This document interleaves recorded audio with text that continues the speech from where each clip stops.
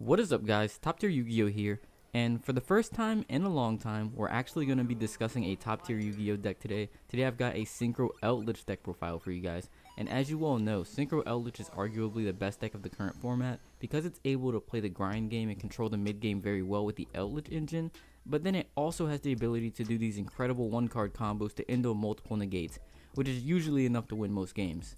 And so the main difference in this build is actually going to be in how I like to do those combos and how that affects the deck building. And so in this build, I'm not going to be playing the Deskbot, but instead I'm playing two O-Lions. And so we're going to go through the combo just to show the differences and why I decided to go with the build like this. And so if this sounds interesting to you, be sure to like this video and subscribe to the channel because it does help the channel out a lot and lets me know what you want to see more of. But let's go ahead and actually get into the profile. I'm actually going to start with the combo and then a couple of test hands, and then we're going to move on to the card choices. Alright, so for the combo, all you're going to need is one copy of Jet Synchron, or a way to search it using something like tuning, and then any other random card to discard.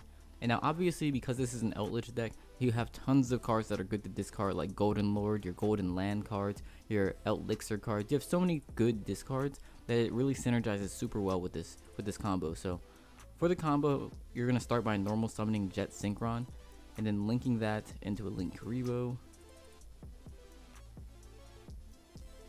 activating Jet Synchron's effect to special summon it from the graveyard. And zones don't really matter in this combo either, by the way. So you can just summon stuff wherever. Now you link the Linkross and the Jet Synchron into Needlefiber, or Halkifi Brax. Then you use the effect to special summon O-Lion from the deck. Now from here, you're going to go into Linkross, using Linkross to summon 2 tokens.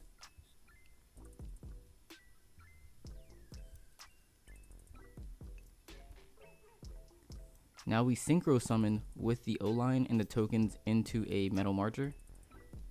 And the Metal Marcher is going to be able to summon back that O-Lion from the graveyard just to get some more synchro shenanigans going. And now we can synchro the Metal Marcher and the Linkross token. The Linkross token is level 1, so we can synchro those into a Herald of the Arclight to get our first negate on the board. And now this is super important. It's one of the main features of this combo, and it's really good that we're summoning Herald out before we're getting to Auroradon, before we're using O-Lion's effect. So that way, if our opponent has any sort of disruption, we're going to be able to prevent that before getting to our more important once per turn effects like O-Lion and Auroradon. So this combo is really useful for that. And it also helps play around Nibiru as well, because in other combos where you're summoning Herald after Auroradon, there's a point where if you get Nibiru, you just lose everything and you end on just Nibiru token. But here, we're able to play around it a little bit better. And that's something that I'll show a little bit later on in this video. But from here in this combo, what we can do is link the O-Lion and the Linkross into a Barricade Borg blocker. Now we can activate O-Lion's effect to summon the token. The token is machine. That means we can link the Barricade Borg blocker and the token into Auroradon, which we're going to use to summon 3 tokens.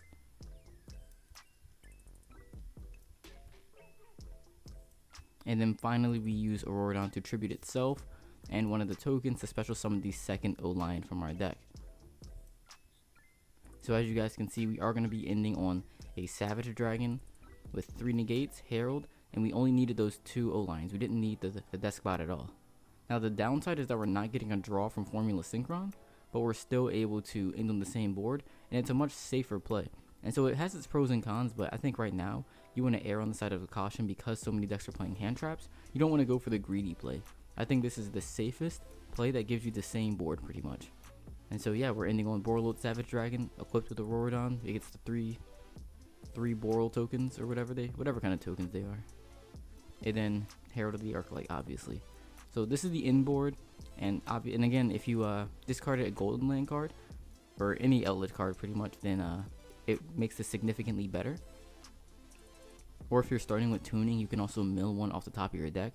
So again, the synergy is pretty good. Now I'm going to show you guys how this combo plays through Nibiru, because as we all know, Nibiru has been one of the most impactful cards in recent Yu-Gi-Oh history, and so it's incredibly important to be able to play through that as a combo deck. But if we're not playing this deck, I'm also going to show you guys exactly when the best time to Nibiru is, so that you're getting the most value out of it pretty much. So let's go ahead and get started. I'm gonna skip some of the steps that are more obvious, like we obviously normal summon Jet Synchron and discard the other random card in our hand to summon it back. We go into Linkross and then into Needlefiber. That's the obvious play. We're just gonna skip those steps to save some time. Needlefiber is going to summon the O-Lion. So this is the 5th summon. This is the earliest point to where you can get Nibiru, but you obviously shouldn't Nibiru at this point because there's nothing that can be done with this board. Like, you have to do something. You have to make another play before you can even continue the combo. And so you don't Nibiru here. You hold until a later point. And so in the combo, we go Needlefiber into Linkross. Linkross summons those 2 tokens. And so at this point in the combo, we are actually able to go into a Herald with the 2 Linkross tokens in the O-Line, but you still don't want to Nibiru here either, because it's even if you go into Herald here, then you have Herald Linkross and you don't have any other plays. So you don't want to Nibiru here either, because then they're just ending on a Herald, which is fine. You could, but I'll show you what happens when you Nibiru at this point a little bit later, but you don't want to stop them. You don't want to Nibiru just to stop a Herald. That's not really worth it, especially not in this deck, knowing they can do so much more. And so there's still a little bit more that you can do. And so in the combo, we would synchro the O-Lion with the token for a Metal Marcher, and then Metal Marcher revives the O-Lion. And so at this point, you definitely do want to Nibiru, because here they're in a situation to where they can still summon a Herald with the Metal Marcher and the token, but now they still have 2 more monsters on board to mess around with. Whereas before, if they were to make that Herald, they'd only have the Linkross, which isn't enough to make a play. And so here, yeah, you definitely want to Nibiru. This is the best time. So we're going to go ahead and tribute all of our monsters. Oops, didn't mean to send Nibiru to the graveyard. That's the Nibiru token. We're going to give that Nibiru to the opponent. And then we're going to activate O-Lion's effect here.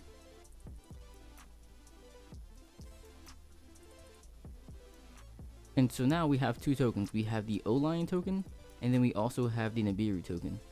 So we can actually link both of these tokens away into a IP Masquerena. And so from here, we're able to get some disruption on the opponent's turn as long as we can get another monster on board.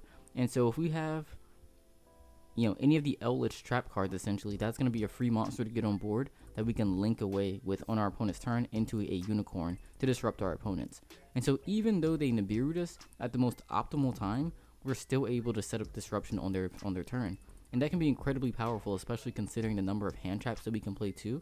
And so a lot of times, even if the opponent has Nibiru, we're still going to be ending on 1 or 2 disruptions. And then if we can draw into a hand trap that's a tuner, or any other tuner in this deck, we play a good number of them, then we're going to be able to just recombo them next turn, because we still have enough resources in the extra deck. We still have our Savage Dragons, we still have Auroradon, we still have a lot of other things that our opponent needs to deal with if we're allowed to play again. And so this deck is able to play through Nibiru, I think, better than most other Eldlich decks. And now if you have an extender, you can actually do even more. And so for example, here we started off with a Golden Lord in our hand, and we discarded it for Jet Synchron's effect.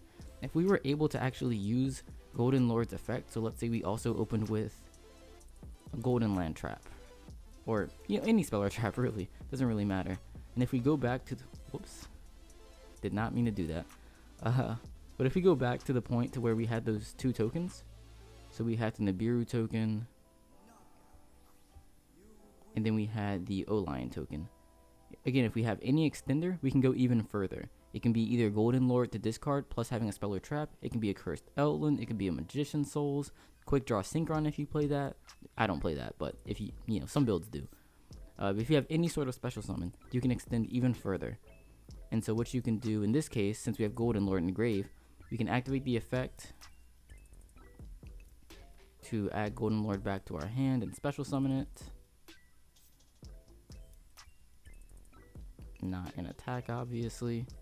And then from here, what you can do is you can link the Nibiru token and the whatever other monster it is, whether it's Golden Lord or Souls or something like that. You can link those 2, into your Barricade Borg blocker. And now again, the O-Lion token's machine. So you can link away the Barricade Borg blocker and the O-Lion token, and then you can go into your Auroradon. Auroradon's effect. Get your three more tokens. And then use Auroradon's effect to summon out the second O-Lion from your deck.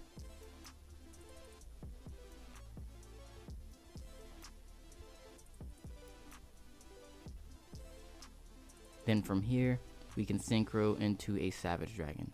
And so we have an extender, we can end on Savage Dragon through a Nibiru, which is absolutely incredible. It's something that no other Eldlich deck can do, because most other Eldlich decks get destroyed by Nibiru. So again, that's one of the reasons I like this combo so much more. You're able to play through Nibiru more, you're able to extend past it if you have an extender. It's just super powerful, because now the Nibiru can't even attack over the Savage Dragon, because it's going to have a 4050 attack because of the effect. Plus it has the 3 Savage tokens for 3 negates. Alright, so I know what a lot of you guys are thinking now. This combo is awesome, you're able to play through Nibiru, it's very safe, effective, but you're only playing those 2 O-Lions? What happens if you draw one of them? And the answer to that is the combo actually gets even better.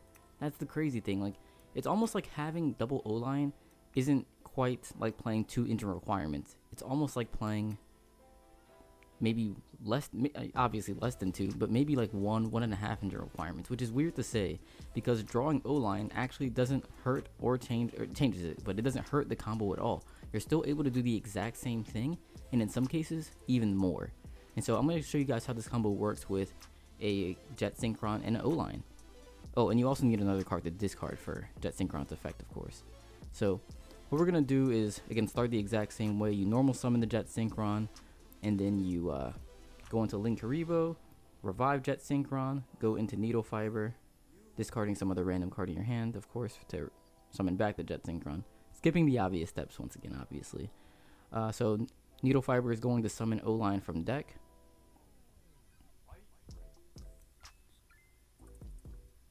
Dueling Book's lagging a little bit. Then from here, we're going to go into Linkross. So the combo starts off very, very similarly. That's why I'm going through it pretty quickly. Summon those 2 Linkross tokens.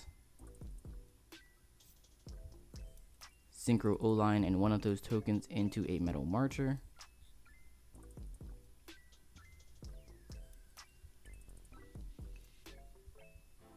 Metal Marcher is going to revive the O-Lion from the graveyard. Now we go into that Herald.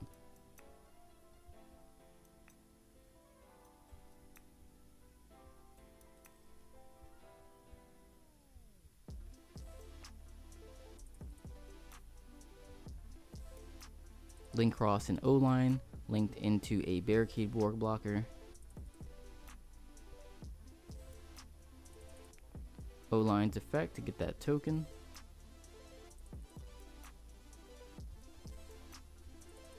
And now we go into the Auroradon. So pretty much the exact same combo for 90% of the combo. But here's where we're going to get to the difference, because we don't have that other O-Lion in deck to summon with Auroradon's effect. So what we have to do instead is actually use O-Lion's effect in the graveyard. And so O-Lion has the effect that you can banish this card from the graveyard and then immediately normal summon a Mecha Phantom Beast monster from your hand. And this is in addition to your natural normal summon. And so even though we've normal summoned earlier in the turn, we're able to use O-Lion's effect to normal summon again. And so we're going to banish the O-Lion, activate the effect, and then normal summon the O-Lion that we drew. And so now from here, we're able to just synchro summon. We can just go into our Borload Savage Dragon. And then the Savage Dragon. Now you don't have the Auroradon engraved to equip to the Savage Dragon, so that changes things a little bit.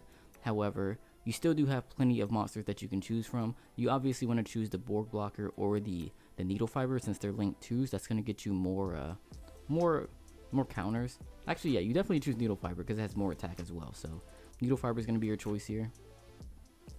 And so this is going to put your Savage Dragon at 3750 attack. and then you're able to still end with the Auroradon and the other token. And that's pretty useful considering Auroradon's other effects. And so if let's say you're going second, you could use Auroradon's effect to, to destroy a card on the field. Or you could, well, I guess you don't have any other Mecha Phantom Beast, so that's the only one you could use, but it's pretty useful to be able to pop a card on the field if you're going second, or if this is a combo that you're doing in the mid to late game to where your opponent might have something on board you want to destroy. So maybe you bait a negate, and then you go through this combo and then pop whatever last monster was. So this could be an incredibly useful combo for that. But also if you get Nibiru'd. So if you were to get Nibiru'd, the exact same thing happens except you don't have the Herald. Because you can still, like I showed you earlier, you can still go through the combo the exact same way, making the Auroradon post Nibiru. And so if you get Nibiru'd, you still end on Auroradon Savage Dragon. Obviously, you would need an extender, by the way, but if you get Nibiru'd and you drew O-Lion, you still end on Savage Dragon with Auroradon, and then you can just use Auroradon's effect to tribute the token, and then destroy the Nibiru. So you definitely come out ahead in that scenario. So again, like I said before, drawing the O-Lion actually isn't that terrible in this deck.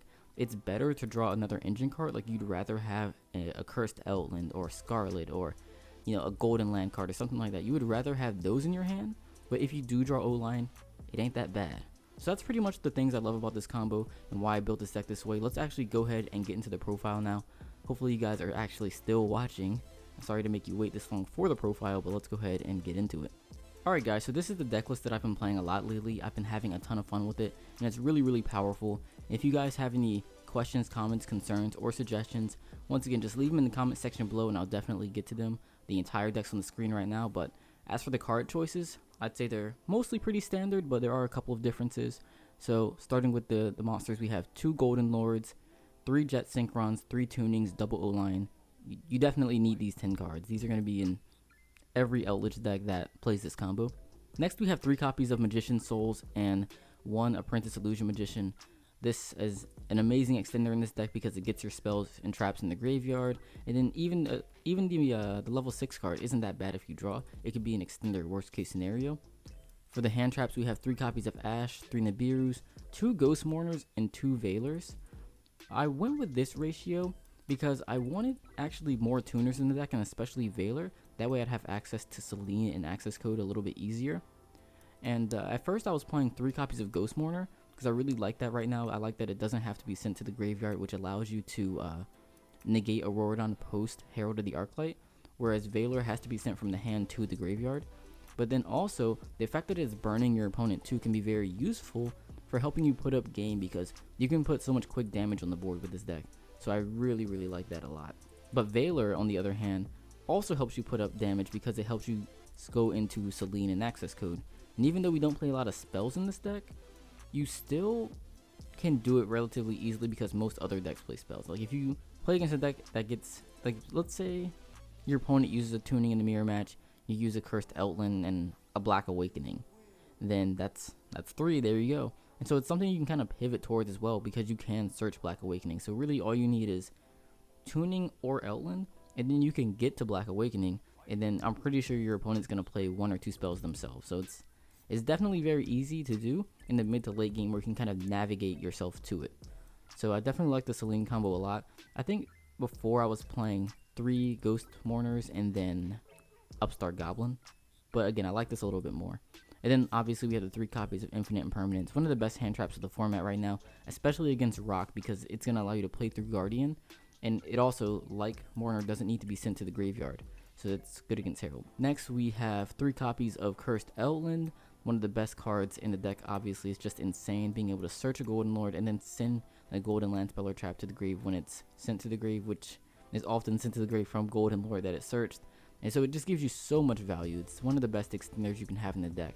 So like Jet Synchron, discard plus Outland is absurd. Like play through Nibiru, play through anything.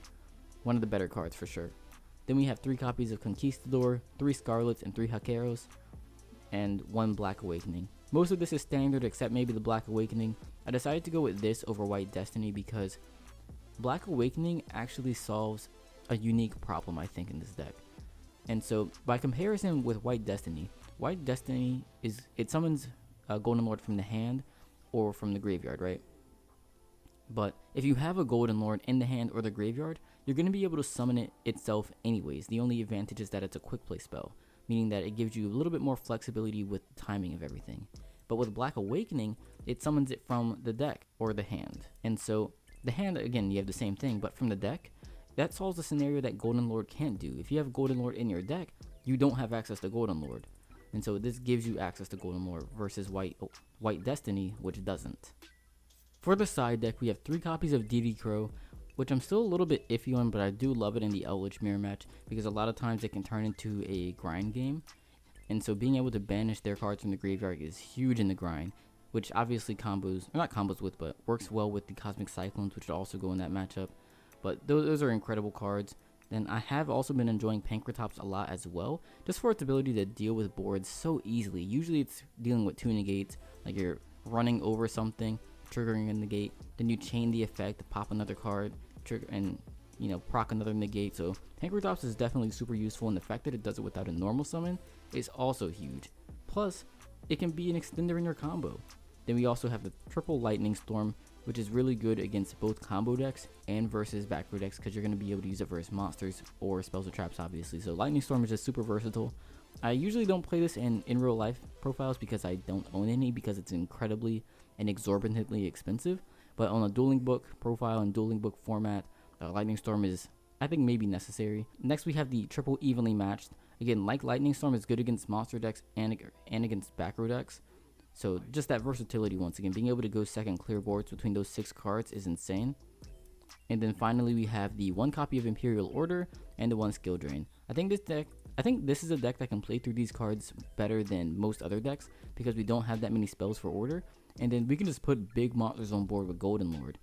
Like, that's huge. And then even being able to just synchro summon large monsters like Savage Dragon pretty easily. Like, we have, let's see, 1, 2, 3, 4, 5 level 3 tuners, and then we have 6 level 5 trap monsters. So it's very easy to summon a Savage Dragon, which is a 3k beater. We can, well, I guess those are like the main beaters. Nothing else is that big. Auroradon's 21, but that's not threatening.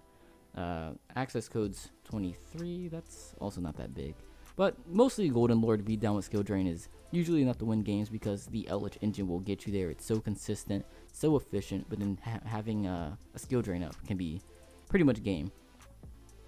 But then for the extra deck, we have 1 copy of Metal Marcher, 1 Herald, 1 Savage Dragon, and 1 Formula Synchron. And so we didn't summon the Formula Synchron during the combo, which once again is one of the downsides of this build, but I still like to play it in case your Needlefiber gets stopped. Having something to go into is really big. And so you could be playing this, or you could be playing TG Wonder Magician. I know there's some other synchro tuners that you could play, but I like Formula Synchron the best because it's one of the only ones that gives you a card. And so in comparison with Wonder Magician, which takes a card away from the opponent, I think because this deck is so much better in complex game states, and because we play so many hand traps, there's just more value in giving yourself more cards than from taking them away from your opponent. And so I think Formula Synchron is definitely the way to go. Then for the Link monsters, we have the Linkaribo, Linkross, double Needlefiber, Barricade Borg Blocker, double Auroradon, IP Masquerena, and Unicorn for playing through Nibiru, and also just in simplified game states and late game. Being able to put Disruption on the board does come up. Like after you use your combo to where you've summoned your Savage Dragon, maybe your combo or your board gets broken, you still need to get some Disruption in the late game. IP Masquerena, Unicorn is a way to do it. Then we have Selene and Access Code for ending games. Access Code is huge. I mean, it's so easy to end the game because Access Code with Selene in the graveyard. So this is 5300 attack. Add a Golden Lord with the effect, and that's game. Like 53 and 35, that's 88. That's enough to do it. And so it's very easy to end the game with Access Code. I mean, you can have that plus a, well, I guess that's the main one, because that plus a Golden Land Trap isn't going to be enough either, because 53 plus 18 is only 71. So that's not enough, but it's close. If you can get some chip damage, like if you can resolve a Ghost Mourner and they take, you know, any amount of damage, and then you have a trap plus Access Code, that can be game. Again, one of the reasons why I like Ghost Mourner so much. But yeah, Access Code's game. But yeah, guys, that's pretty much the profile. Once again, if you have any questions, comments, or concerns, let me know in the comment section below, and I'll definitely try to get to them. I've been having a ton of fun with this list. I think it's one of the better decks of the format right now, and it can play through hand traps very, very well, as you guys saw. Nibiru is, it's a factor, but we can play through it better than most other decks, and that's huge considering that most decks play 3 Nibiru, or they at least should be playing 3 Nibiru. And so, thank you guys for watching so much, and I'll see you guys in the next video.